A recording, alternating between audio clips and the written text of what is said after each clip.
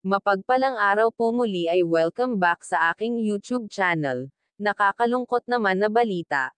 Kuya Rab titigil na nga ba sa pag-vlog kay Dara?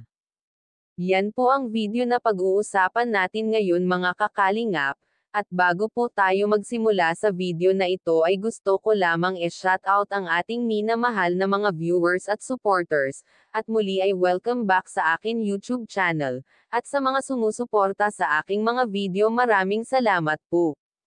Base po kasi sa akin agap na impormasyon ay bossing busy ngayon si Kuya Rab at Team Kalingap sa birthday ni Baby Rabay kung kaya hindi na muna nakakapag-vlog si Kuya Rab sa mga K-Angels or kung baga sa mga beneficiary ng Team Kalingap. At gisnan din naman ang K-Angels busy din sa rehearsal para sa birthday party ni Baby Rabay na naganap na nga kahapon. Kaya sa mga katanungan ng karamihan kung bakit hindi SIKUYARAB nagbablog sa mga K-Angels.